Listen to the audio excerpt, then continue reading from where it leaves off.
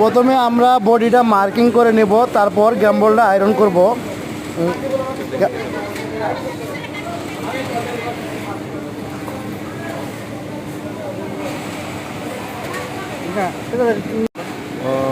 আমরা এখন গ্যাম্বলটা মার্কিং করব।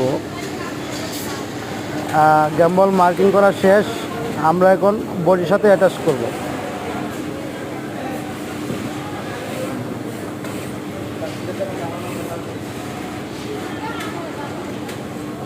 বডির সাথে অ্যাটাচ করা শেষ হলে আমরা এখন এটার কাটিং করব।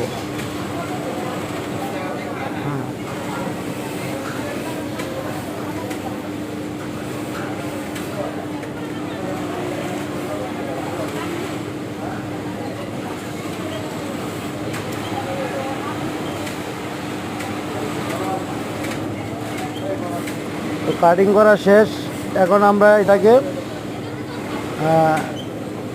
উল্টে নিয়ে তারপর আমরা টপ স্টিচ দিব। হ্যাঁ হ্যাঁ,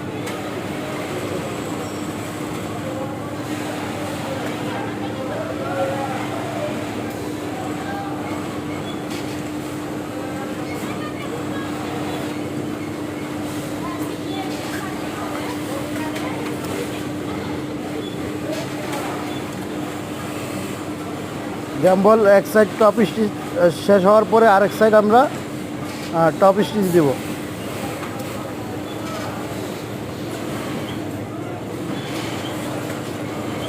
টপ স্টিচ দেওয়ার আগে গ্যাম্বলটা সুন্দর করে পজিশন মতো বসায় নিয়ে তারপরে এটা রাউন্ড স্কোয়ার স্টিচ আছে ওইটা দিয়ে তারপর আমাদের গ্যাম্বল হয়ে বাইরে হতে হবে।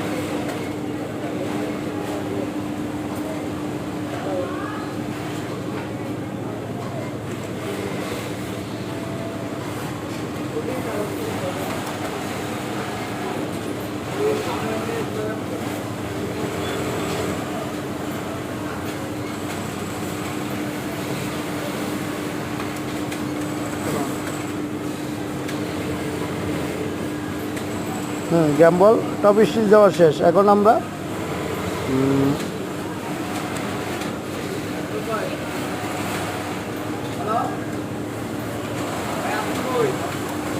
দুটা করস সেলাই আছে, করস।